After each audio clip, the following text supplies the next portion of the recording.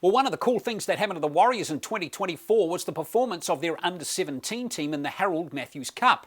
They won the title, beating the Western Suburbs Magpies in the final. And this was amazing because it was their maiden appearance in the competition.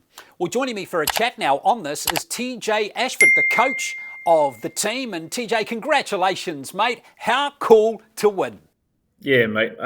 Obviously, a bit of a surreal moment for myself and my family, but great time for our club and everyone involved. So, still kicking myself of the result, but knew deep down that we had the ability to get there. So, very happy, man.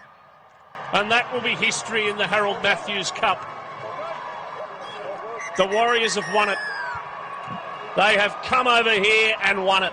Ladies and gentlemen, your UNE Harold Matthews Cup champions for 2024, the New Zealand Warriors. Take me through Saturday when you woke up, TJ. I mean, you must have been, so excited, so nervous, so emotional. Talk us through, the lead up to kick-off. Yeah, actually, Cappy was there on the day. Cappy asked me the same question. I wasn't too nervous.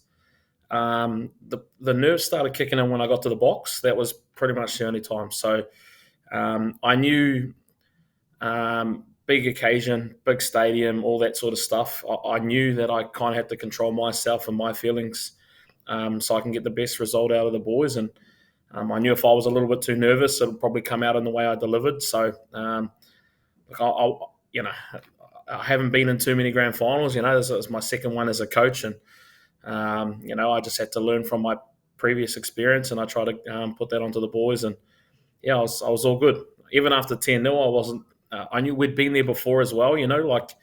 I just felt like we knew as a group, we kind of knew what we needed to do to get out of those funks. And it was a great game, man. Great experience, and looking forward to hopefully some more of those. So yeah. When that full-time whistle went, TJ, talk us through that moment. Emotional, man. Obviously, head coaches will know how much time and effort goes into preparing a season, and how much everyone sacrifices. Our boys, some of them, train four nights a week. So, you forget that they're young men as well. They sacrifice a lot to be there, and all those times there where the boys went down dark alleys during pre-season, and it all comes flashing back, man, how hard. So there's so many things that went into making the season work and successful. But yeah, just grateful to be a part of it, man. It's something that myself, my staff, the players, everyone involved can be happy with, and will treasure for a lifetime, man. So it was really good. Everything come flashing in once that full-time hooter went, man. So it was good. I bet it did. Hey, take us right back to last year, TJ. When I ran into you at the youth tournament down at Rotorua last year, and you'd only just been appointed, and you were just so excited with the challenge and the opportunity to coach the 17s. Yeah. But the hard work started from there. So can you go from there and step through the processes for us about how you assembled the squad together? Yeah, look, I got to put that down to a lot of what Sponge Tony Edel did. He's there's a few pathways development staff over there as well. Grant Pocklington, Athens Henare, all of them that have done the hard work as well to get to that level first and foremost. And part of my role, I was down there with Auckland Rugby League, but a good opportunity was to see how those boys played at a high level anyway. So, we basically just looked for players that we thought would be of our warrior mentality. That's who we wanted, our warrior identity within our club, and that's how it started basically. And got our staff together. Our staff had discussions around what we wanted to be known for this year, and what were our core values within our group. So our club's obviously got some core values, but what did we want to be known for as our team? And then it was just about setting the standards from the start, and obviously some tough standards, obviously, but it's at an elite level now. So those boys, to their credit, man, they were on from the get-go. You know what I mean? I know our results didn't work in our favour in the first two rounds, but I still felt confident we had the ability to be there at the back end of the year. And that belief, obviously, the boys had it as well. And it just carried on through to the rest of the season, I guess. Well, a lot of those guys were playing at that national youth tournament last year, Yep. TJ. Can you? And I guess you had a fair idea by even the early stages what personnel you might have to be in your squad. Yep. But were there any guys that kind of pushed their hands up at that tournament and said, "Hey, you got to pick me"? Oh, yeah. Actually, after watching like some of our Auckland boys as well in that competition, probably didn't have the best of competitions, and I knew mentally that might be some tough obstacles that we had to overcome early with those boys. But it was about obviously a lot of our boys have come from around the country, not just Auckland. Like I believe there was about 11 players in our grand final side, I think, that were outside of Auckland. So we've got Kairus Booth that's come from Balclutha, which not many people know about anyway, and we've got a few Canterbury boys, Waikato as well. We've got a few boys that come from Rotorua. So it was about basically, you have your identity at that national level, but we've now got our identity as a group. And it was about pulling them together, about being one. And I think you can see it probably in our performances in the final series, like how together we were as a group, as a unit. But that stuff was hard to build, you know what I mean? Like when they first came there, it was obviously identities from every district in New Zealand and about trying to make a mould and pull all those groups together. But the boys did a great job, man. A lot of it goes down to our playing group. They did an awesome job there. And you had a massive kind of open trial, didn't you, before Christmas, where I can't remember how many showed up, TJ, but a lot of guys showed up hoping to crack it, didn't they? Yeah, it was a closed trial, but even still, there was still quite a few numbers. It was anywhere between 80 to 100, I believe, in that closed trial. But I think there was over 300 applicants that registered for that. So, obviously that part of it, our job over there and the footy side, like Sponge and that, just trying to filter through that and what we required at our club. And then we obviously had the closed trial, and then we're not lucky enough to be able to have any trials against the other Harold Mats team, so we had to basically trial in-house, and we had a couple of in-house trials which were tough, and it's hard, even in those, it was hard to replicate game speed as to what we would have got in round one against Parramatta. That was crazy, but I think it was like 42 degrees on field or something like that in that one. So it was hard to replicate anything through our trials. But man, all those kids have played a part in the final result for us, which is amazing. After you struggled to make an impact in those first couple of rounds, TJ, what did you do to turn it around, and when did you start believing that you could go all the way?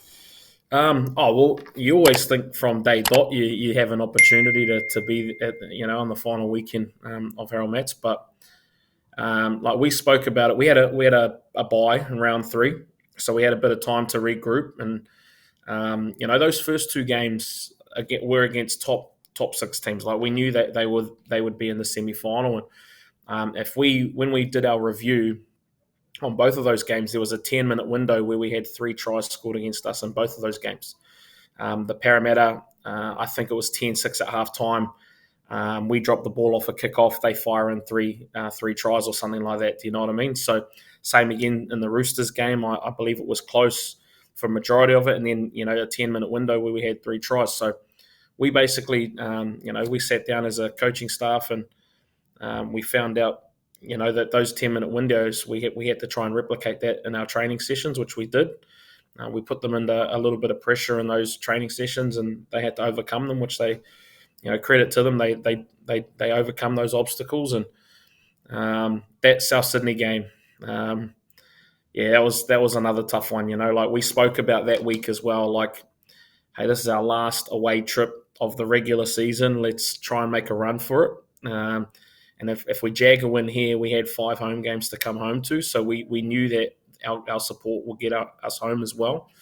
But I think it was 20 points to 4 down at halftime against that South Sydney team. And we had lost our halfback in the first 10 minutes. So like I talk about it a lot, but like that was tough, like resilient, and we spoke about that throughout preseason and what we wanted to be known for, and resilience was part of that as well. And yeah, we were lucky. It came down to the very last set of the game in that one, and we had a 7-tackle set, and we scored on the last play of the game on full time. Like, just from that moment there, you just knew something clicked in the boys. Like, yeah, we've got something here. So yeah, it was about us as coaching staff to harness that mentality, and the boys have just believed since that day there that it's possible to make it. So it was good. Awesome.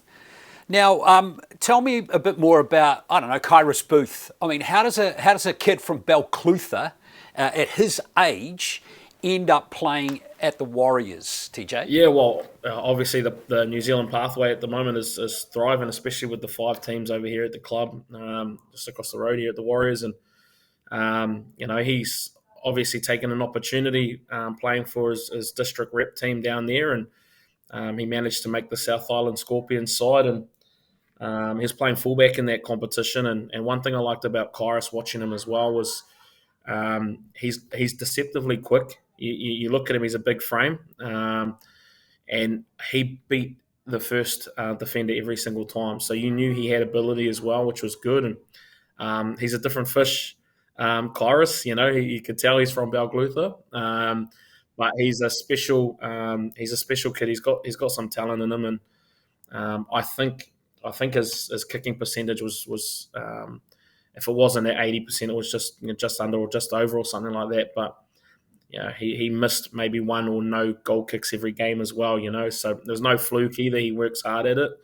But he's a special kid, man, and obviously having the pathways in the country at the moment is amazing for kids like Kairus to be a part of. And all they need is a chance. All they need is a shot, and obviously he took that with both hands. And he moved up here at the start of preseason to give himself the best opportunity, and he stayed with Sponge. Like that's the story that not many people know, man. Is Sponge off his own back took those kids in, and he took a few boys from down in the South Island in, and him and his wife Harriet, and gave them that guidance to give them an opportunity.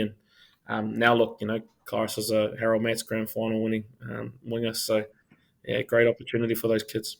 Yeah, that's just such an awesome story. I remember running into Lennox Tuiloma's mum at the youth tournament last year, and she was just so proud that her boy was going to play for this team. And look at him flourishing this season too, TJ. Yeah, no, there's Lennox. There's a few boys that moved up here and stayed with Sponge in that preseason, and they did that 8-week block all the way up till Christmas. And that's the hard stuff that people don't know. Those Christchurch boys, Lennox is one, but Isaiah is another one, and Micah Sulla had a couple games for us as well. Like, those boys only came up at captain's run, so they'd spend all week back home in Christchurch and training with our satellite camp down there that we've got through the Warriors. And those boys have done a great job down there, keeping them fit and ready to go. And we just basically had to keep getting them up to speed in the captain's run. But to be honest, nothing had changed over preseason. Our processes and that were the same, so they just had to basically come in and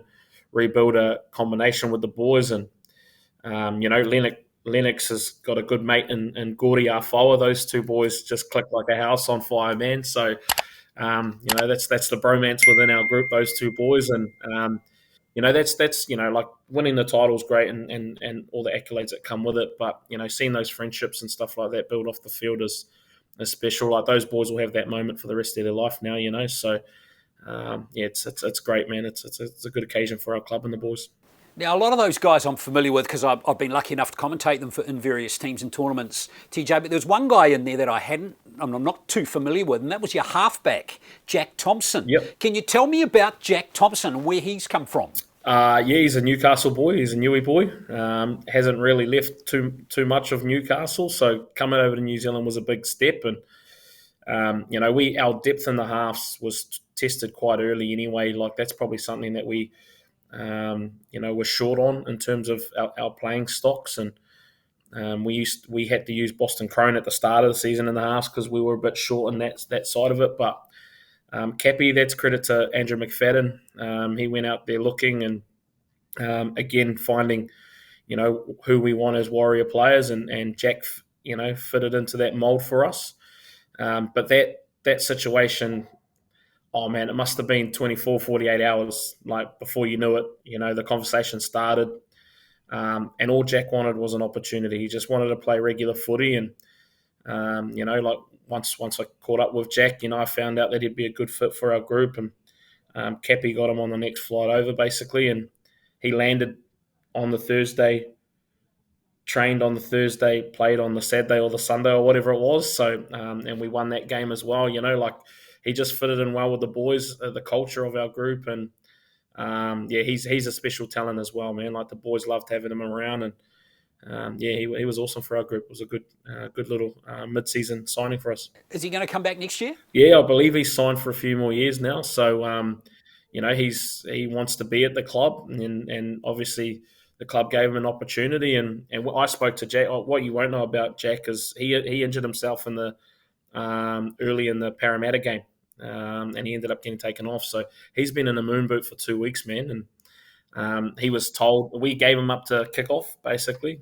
He was told to have the moon boot off once we travelled, but he said, no, I want to give myself every opportunity to play on the Saturday, and he literally took it off the morning of the game, man. That's how it was, and he fought hard, for his rehab to get back there and play in the grand final, and like now he's a 2-try hero, and I had that chat with Jack on Friday night before the game, and just to make sure how his headspace was. Like I knew physically he could get through it, but mentally that was probably going to be his biggest downfall for him.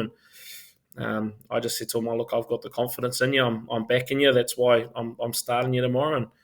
And I think he scored on the 11th minute, and the rest was history pretty much, man. But he had an awesome game too.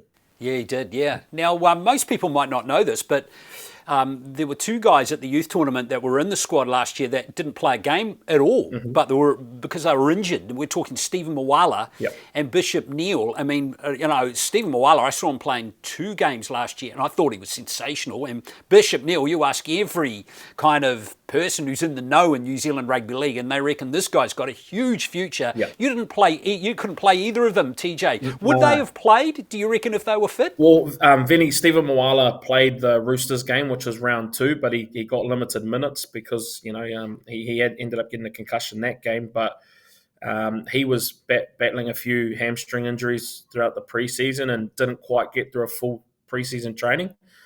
So that was tough. And his best game that I seen him play was when he came on for that Auckland side against Aotearoa Whānau in the 16s clash late last year.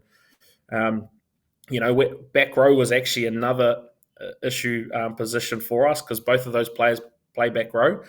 So it was quite hard. And then Bishop ended up re-injuring his foot in one of the trials, and it was worse than what we thought. So, unfortunate for Vinny, Stephen. His next step now is to move into SG ball. So he's got a couple of years there, which is good for him. But Bishop is at the younger age as well, man. So as good as he is, he's still got another year at Harold Mats next year. So he's taken this year to get his body right. And I think that's the most important part for him is, get the body right, have a full preseason again, and he'll be right and ready to go for 2025 for sure. How does this win set the Warriors up going forward, do you think? I got asked a similar question on game day after the win, and it means a lot to us, the playing group and the staff and everything like that. But like for rugby league in New Zealand now, the success of the team now means that potentially players want to come and play for us at a younger age now. You know what I mean? So for our club, for our game in rugby league in New Zealand is massive. You know what I mean? So. These boys literally got pulled together 1st of November, and some of those teams that we played over in New South Wales, man, they've been together for years through their pathway.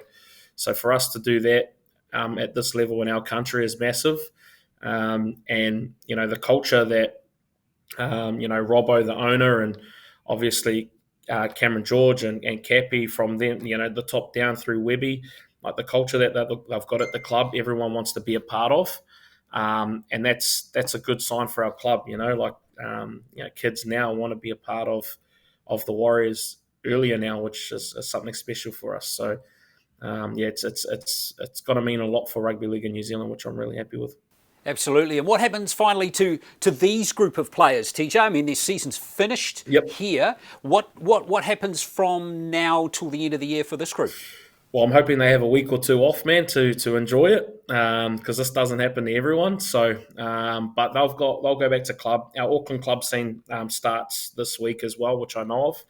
I know a few other districts are started as well, or in the process of that. So, they've also got the school competition as well that majority of the kids will go through in this term. So, they've got a lot of that stuff going, but they'll stay in the program and they'll continue working on a few things that they need to do for next year. So a few of them will need to put on a little bit of size for SG Ball. But 11 of our boys, I think it was 11 or 12 of them are still entitled to play mats again next year from our squad. So those boys will stay in the program and continue developing and building strength where they need to, and get ready for preseason come 1st of November again.